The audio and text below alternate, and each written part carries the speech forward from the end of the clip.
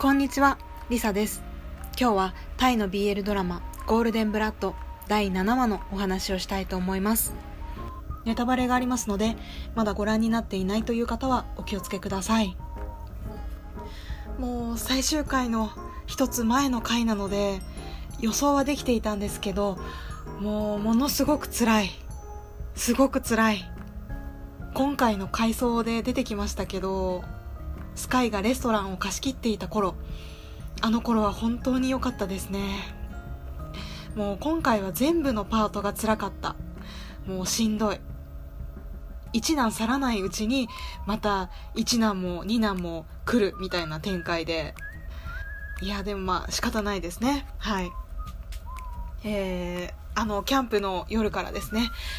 スカイとサンの関係は相変わらず最悪ですね。絶対に両思いなのにサンは頑なにスカイの気持ちに応えようとはしません。曰く自分はボディーガードなのでそれ以上の存在にはなりません、それ以上の存在ではありませんっていうことで通そうとするわけです。サンとしては立場上ね、そうとしか言えないですよね。お父さんへの恩もありますし、一方でスカイの方はサンのそういう態度を全く理解できないわけです。スカイはおそらくあまりにもまっすぐに育ったせいで自分の気持ちを隠したりとか偽ったりとかする意味がわからないんじゃないかなと思うんですよね。俺のことを本当に心配してくれているからこんなにも尽くしてくれるんだろっていうのをね、もうサンに何度も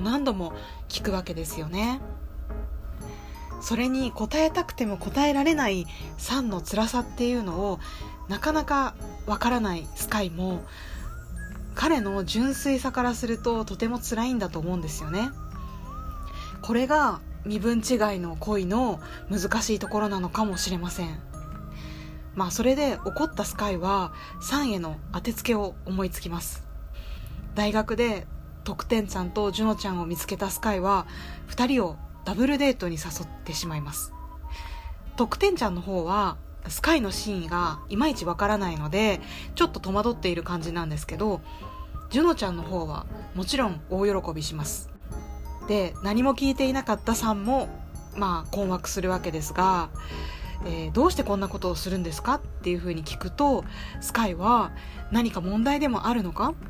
本当は俺は徳天と2人が良かったけどお前は何が何でもついてくるんだろ、だからジュノも誘ったんだ、彼女はお前のことが好きなんだから、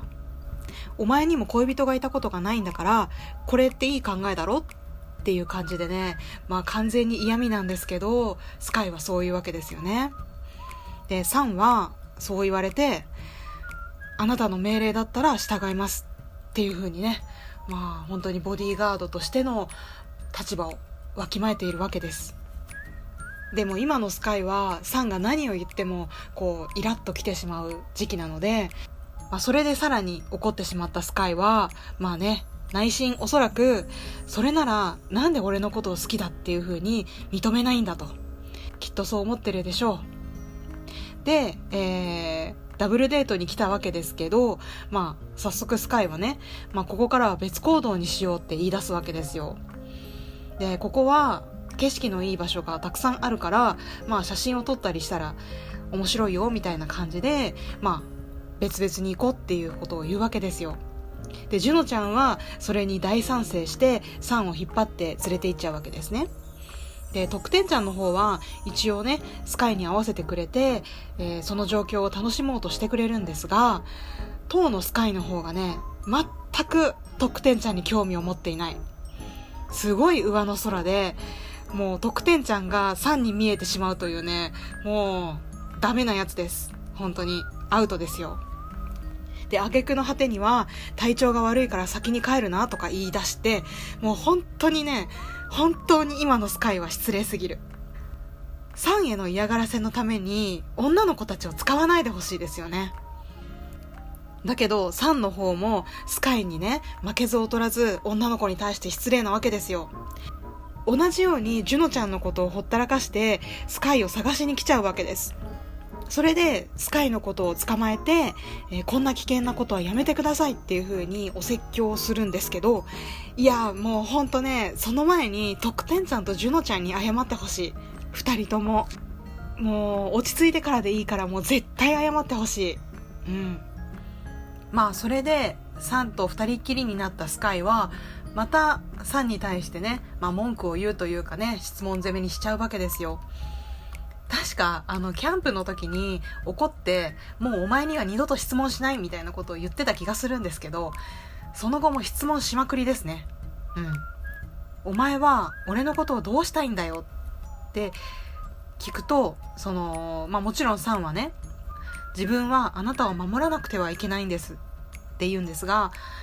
スカイはそうじゃなくて、俺が聞いているのは俺の心をどうしたいのかってことだ。お前が俺の面倒を見るのはただ俺のボディーガードだからなのか？お前が俺にしてくれたことは全部俺に対して何の感情もなくやってくれたのか？本当のことを言えよ。お前も俺と同じ気持ちだって言えよと。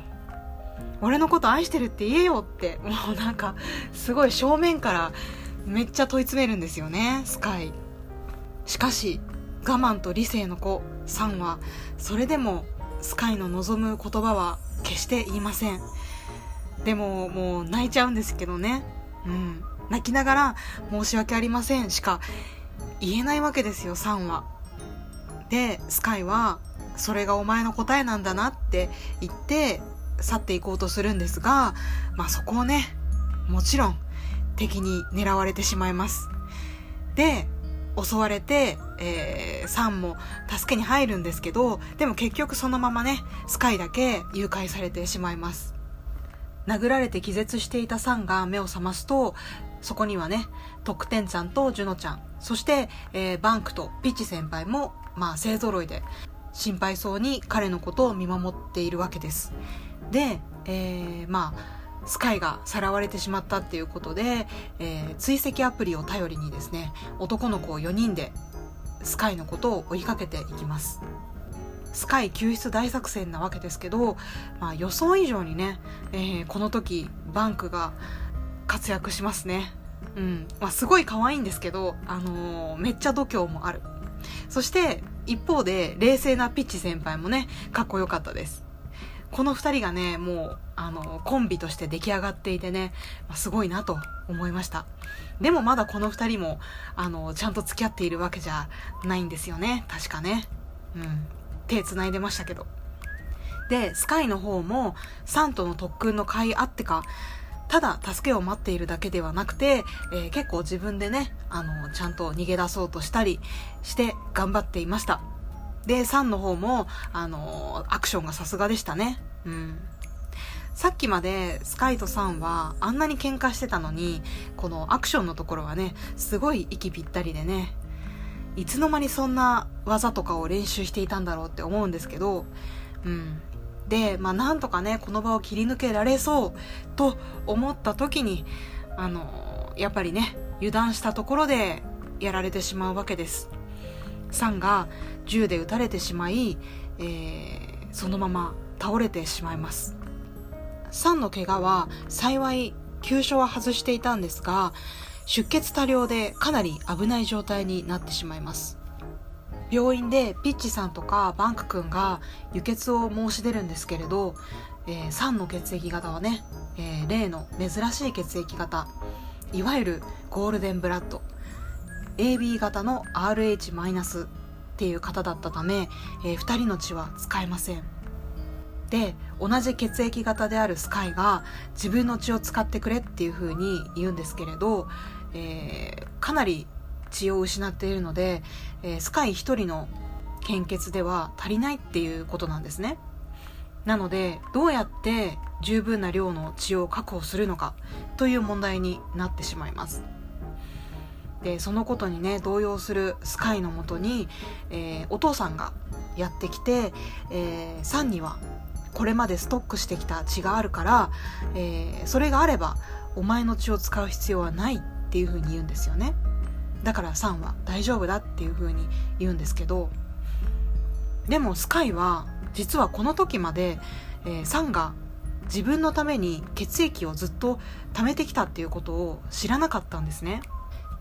この時初めてお父さんから聞かされたわけです。で、同時にサンがスカイのボディーガードになったのは、そもそも自分と同じ血液型だから彼が選ばれたっていうことがわかるわけです。同じ血液型だったからお父さんに拾われて、で自分のボディーガードになるように教育されてきたっていうことですね。その事実に、スカイはそこでね激怒するわけです。サンも感情のある人間だ、動物じゃないんだぞっていうことで、そのお父さんに対してね怒るわけです。とはいえね、お父さんの方も別になんか悪気があるわけではなくて、過去のお母さんを亡くしてしまったあの事件から、自分の息子が同じような目に遭わないようにっていうことで、対応していたことなわけですよ。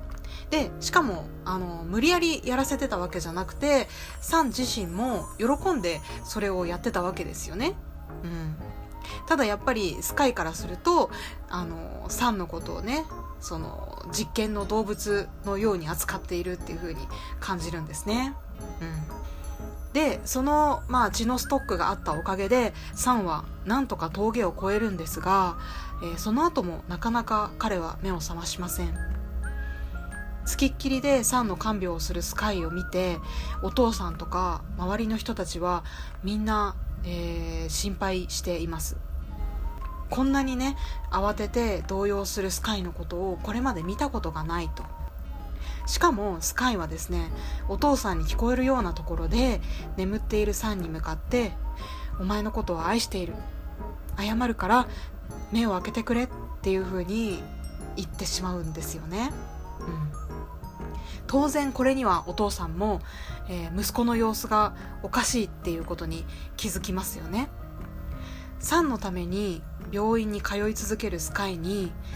お父さんはこう告げるわけです。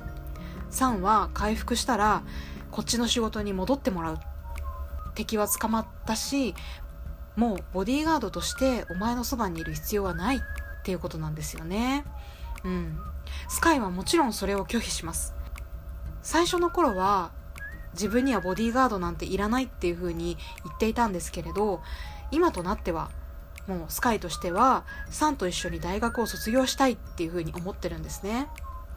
けれどお父さんもそんなスカイの考えはお見通しでした。お父さんはスカイに対して、お前は今サンに命を救われたからサンに執着しているだけだ、でもそれはただのあいつの仕事である、父さんはお前に一線を越えてほしくないって言い聞かせるんですよね。サンの行動はあくまでも仕事であって、スカイは今回ね危険な目に遭ったせいでちょっと勘違いしているんだっていう風にお父さんは思ってるわけです。でもスカイの方は、父さんには俺とサンのことを決める権利は何もないっていう風に反論するんですけど、お父さんはね、これは別に決めつけてるわけじゃなくてただの事実だっていう風に言うわけですよ。でもう冷静ではないスカイは、自分のことは自分で決めるっていう風に言って、家を飛び出してしまいます。でも今ではねスカイの方も、あんなにきっと2人は両思いだって信じてたんですが、ちょっとそこに揺らぎが出てるわけですね。サンの優しさはもしかしたらやっぱりただの仕事だったのかもしれない、そういう風に思い始めてしまっている気がします。